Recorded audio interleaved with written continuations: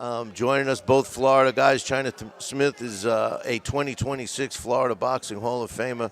Guys, welcome. I appreciate you joining us. Hey, appreciate it, man. I'm excited about being here.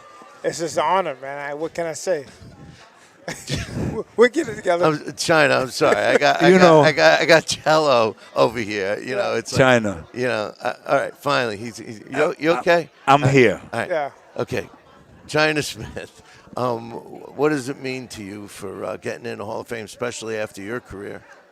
It's amazing when you put the work in, your dedication, your life, and you're done, you retire, and you're going about your life, moving on, doing what you do, mentor, coaching, training, teaching, and then you get the call. And after so many years, it's just amazing. It's an honor because you're like, wow. And you're with so many legends that came before you that's with you now. You look around, you name them. And it's just a true honor to be announced, to be among with these guys. And so what can I say is a true blessing. And this teaches me spiritually. God, man, he may not come when you call, but he's always on time. And what a perfect time for me this year, what I went through. And like I said, with my book launching, all the things are starting to come together as it is now. So it's huge accolades. Well, fill me in on what you've been doing since you retired, because it's been what? How long has it been? Almost 14, 8 years, 9 years, something like that. Yeah. It's been a while. I think it's been longer than that. Might have been a decade, yeah. It's 14, yeah. I think years. it's been longer than that. Yeah, I think. Well, I was retired 6.5, and I came back. You did. Yeah. I did. came back and fought a few fights. And then I went and retired because the last fight, didn't go to well. I won it. But I knew it was something bigger. I knew it was a bigger call. So I've been, coaching, teaching. Now I'm a life coach, a mentor, motivating speaking, where I can take my life experience and I use spiritually what I've been through and teach people, either have an opportunity to look at the cup half full or half empty. It's your choice. So once you're able to change the mindset of what you're going through, not that you're not going to go through it, just give you a better outlook, a better understanding how to overcome certain situations. It's like people say, man, I'm having a bad day. Well, it's 24 hours 24 hours a day. Are you having a bad day or are you having a bad moment? And once you look at it, again, from a different perspective, I'm having a bad 20 minutes, 30 minutes. Don't allow 30 minutes, an hour ruin your whole day. So I just learned through boxing or just life in general to look at things not really that bad. It's bad or could be bad, but it could always be a lot worse. The fact that I woke up this morning, the fact that I'm still here, praise God, man, it's another fighting chance. And the fighters that's in me, the champions in me, will allow me to overcome any and all things I'm going through. Chelo, you know a little about that, overcoming some negativity and downs in life and climbing up. Tell us about that. I mean, I agree with him 100%. And just to make it clear, I fought under China Smith's undercard and Michael Goldrush that are being inducted at the moment. And we were just talking about that for a while now. It's a blessing that I was inducted in 2024, and I'm a board member for the Florida Boxing Hall of Fame, and I have the honor and the privilege to induct two human beings that I looked up to in the Tampa Bay area when it came to Florida boxing, to be here at this moment, even to be next to China Smith, to acknowledge him and appreciate him for what he's done in the sport of boxing, and for me to say, hey, I fought under China Smith. I fought under Michael Goldrush. That's a blessing to me, because if you mentioned China Smith, you mentioned Michael Goldrush, and you didn't know who they were, then you didn't know boxing in the Tampa Bay area. 100%. Two Florida guys. Right? Yeah, I mean, that's just how I feel. And overcoming and everything that he spoke about is just what you believe in. Well, I know firsthand how China's community embraced him and how much they loved him. And does that put added pressure on you? And I know you have a strong fan base too, but does that put added pressure on during fight time? Well, for me, it didn't. Because once I'm in that zone, I don't see anybody. I'm locked in. But I would tell you that fight that we experienced together, I didn't realize how much pressure I had. I didn't realize what I tried to accomplish, and I did to a certain degree, because I was really trying to build a community and still trying to build a community, put the fights with other people, and then once I had to let go, certain things got a lot out of hand that I didn't have the time or could take interest in. But again, even with that, the mission was completed. What I set out to do was done, and it has never been done before. And so it was pressure, but it was worth the pressure. Yeah. Worth the pressure. Yes. I know you've been in pressure situations, my man Chelo, and you've turned it around all into positives. At the end of the day, everything that I've done to the positive, it's what I try to tell people. For me, I don't care what everybody else is dealing with negativity because I don't have control of what the negativity is. I have control of what my negativity is in order for me to continue to be positive, right? Absolutely. And that's how I've continued to grow in life. And but as I sit here at this moment, it's not about that. It's about this man right here. And this is, what I've done in my career. And if I compare it to China Smith, I'm humble enough to say he's done so much in the sport of boxing. And for me to be part of this history in our perspective, even with you, Billy C, what we've been through, that's a blessing in its own. Because I fought under their undercard, Michael Gorush, and then I did what I needed to do to become who I've become in boxing, right? But they paved the way. So let me ask you. We had Jerry Cooney on here before, and I was asking him and Randy Gordon about what their opinions were with the state of the sport is right now. Now, you guys, are removed from the sport, but much sooner in time. More recently. What's your opinion on how it is? Do you see any differences from when you guys fought, or pros, cons? What's your thoughts? I do. I see a lot. Like what? I see that fighters pick and choose. You have fighters that have strong promotion companies that are guiding them, but yet they don't want to fight who they need to fight. I could tell you, me and China Smith, and let me know if I'm wrong, but we didn't have a choice. No. We didn't have a choice. We had to fight whoever we had to fight, whether they were good or bad. Is just, and Billy C, because we've spoken about that, and you've given me respect for it. It's what it is. I have Don Khan, my trainer. He's around here somewhere. He flat out told me, whoever we got to fight, because it's just what it was. So you think that it's changed that quick? I 100%. I believe so. It changed. Well, here's the thing. He absolutely right. When you fought, as I'd ask questions. Whoever you lined me up in front of, I didn't even watch tape. I didn't really care. As long as he walked like I walk, put his shoes on 1 foot at a time, Right. let's fight, right? But now there's so much substitution, so much question. Now people want to dictate who they fight, pick and choose, and go around and skate around, right? And so now it's more of the fighters are getting more into the business side or trying to be their own promoter, their own manager, was diluting a lot of different things now. Because now I'm going to fight you, but I'm going to fight you a little later, pick and choose and skate your way to and then now with the social media or how things are, you can come here the next couple of days, next couple fight, now you're up here. You didn't really do anything. You just picked and choose the right situation. Right? Correct. So, as Chelo was saying, it's good and bad because as a fighter, we're fighters. We fight.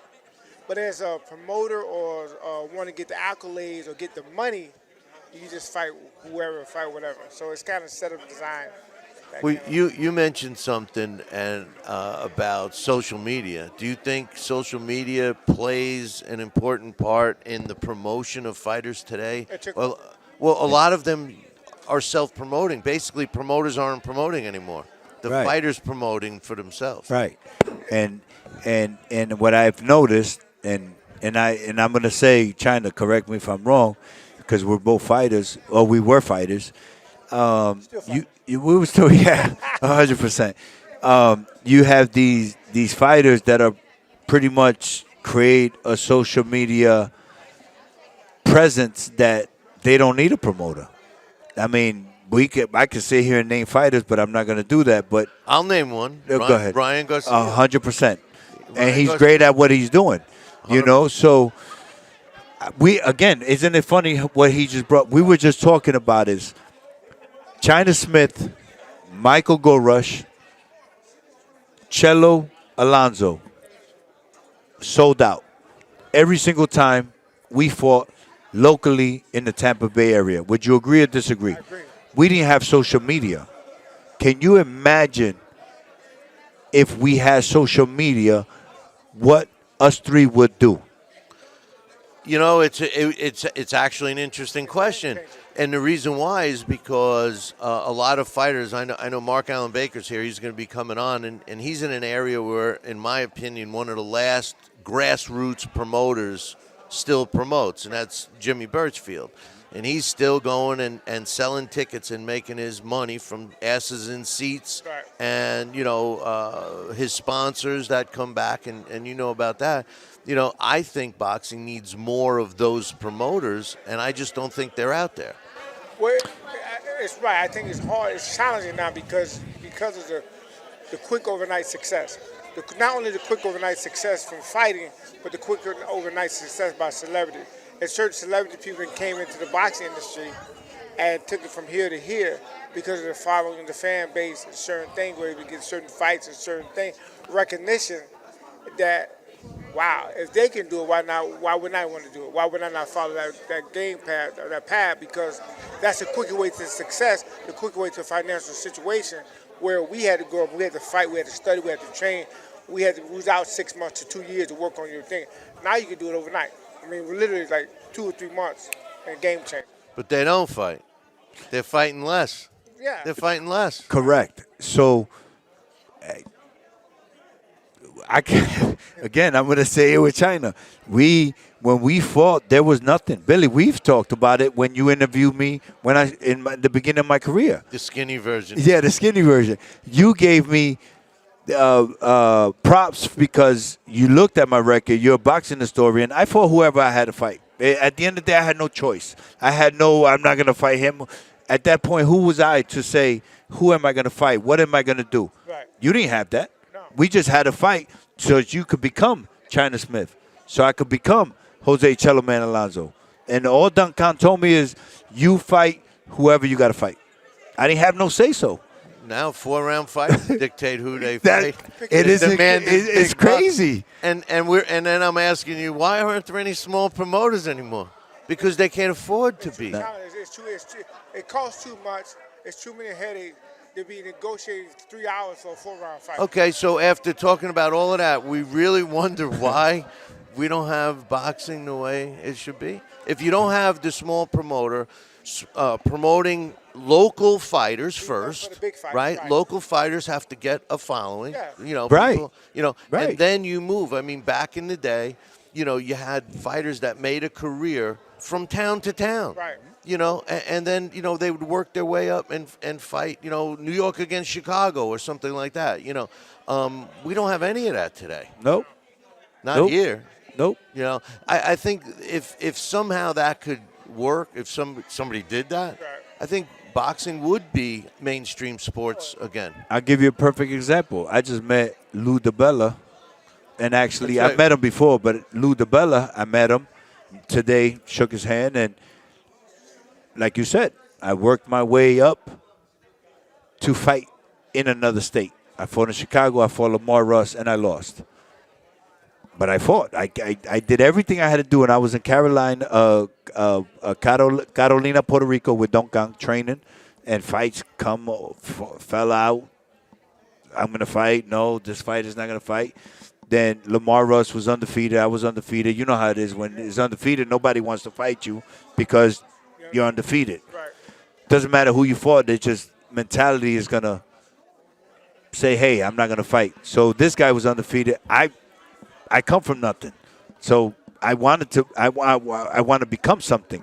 I'll fight this fighter, Well, and I lost. Well, at that you know? time, Lamar Russ was on his way up. He was known for a power puncher, and you're right. Nobody wanted to fight him after that. Yeah. Once he won 8 fights in a row. I think his first 8 fights were all knockouts, right? Yeah, for me, and I look back at that fight, and I fought him, and like we spoke a little bit earlier, it was like, oh, I'm a fighter. Let me, don't stop the fight. You stop the fight.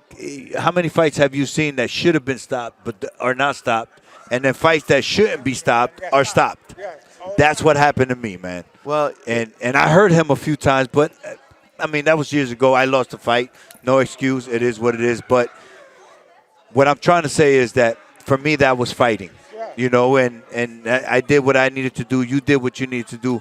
Fighting is different now. Referees, they're in a tough spot. Do they stop the fight too soon? They get criticized if they stop the fight too late. They put the fighter in danger. They get criticized. At a certain point, we got to just make sure that we choose those, referees that make the right decision. And it's better to stop a fight a little too soon than too late. And based on that, I was at the. Listen, we all want to see the fight go, but right. let's protect the fighters. So I was at the IBF convention a few years back in New Jersey, and I spoke to an individual and spoke about the Mickey Ward and Arturo Gatti fight, and the referee that was there, somebody knew the referee, but the referee knew both fighters. Knew exactly how he fought, and understood the dynamic of what was happening. That referee, in my personal perspective, me watching it, I wasn't there, I was still young. Watching that fight, that refereed that fight the way it was supposed to create the classic history of one of the best fights in boxing history. Listen, I was talking about this. Would you agree, or you know what I mean? We were talking about this before. The best referees, in my opinion, are the ones you don't remember who refereed, because then it's not fighter A versus fighter B featuring referee so and so. Right. No, he's there to protect the fighters. Correct. Make sure they follow the rules, yep. and that's the end of that. I mean, that's my opinion. There's too many referees out there today that want camera time. They get in there, they don't even let the fighters fight. Absolutely. And that doesn't help. No. But yeah, look, I think in a nutshell, I agree that boxing has changed, and it seems to have changed pretty rapidly. But I do think we still have the potential of resurrecting it if the fighters themselves followed suit the way it seems like we are getting now. It definitely be resurrected, like you said, with the right following the suit. But it has to start with the fighters, like you said, back in the day, the smaller fighters working their way up to the big fights. And then we need a little more promoters working together. But 100%. Yeah. To earn your way. No, you got to earn your way. No. Like, we can look at all these fighters that have accomplished so much, but correct me if I'm wrong, a lot of them, did they earn their way? You understand what I'm saying? I mean, even though they fought, but now these days, the truth is the truth. People are going to pick who they want to fight. Right, it's hard. Well, the fighters coming, we came and earn their ways. These fighters now, they have more options. That's what I'm saying. Right. I'm not going to do that. Yeah. Listen, I don't want to do this, guy. All you got to do is look at the boxing lines. When you see fighter A versus fighter B, and you're laying $2,500 to win 100, and the other guy is plus 2,000. Correct. Who do you think is going to win? Right. Correct. And that's the kind of fights we see these days. Yes. Yeah. We have been seeing some great matchups, and we got like we were talking to Jerry and Randy before. We got some good fights coming up. Next weekend is a good fight. Bam Rodriguez fighting, and then several good fights down the road. We just saw a great heavyweight fight. You know, so I mean, they are out there. No, they're good. They're out there. It's just It's the road to those fights. it's the road to those fights. You Right. hit the nail on the head. There's no other way to say it's the road to those fights. So Well, fellas, I appreciate you coming on. I can't wait to watch you get inducted tomorrow. Thank you. And you're going to love it. Trust me. already- I lived it. Yeah. I'm loving every bit of it. and I'm grateful that I'm gonna watch him get inducted, man. When this is somebody that I was under his car. Wow, that's China Smith. You know what I'm saying? So winning titles and me growing up and somebody that I looked up to, and now here I am as a Florida Boxing Hall of Fame board member, inducting someone that I looked up to as I was creating my legacy. That's awesome. Looking forward to it tomorrow, fellas.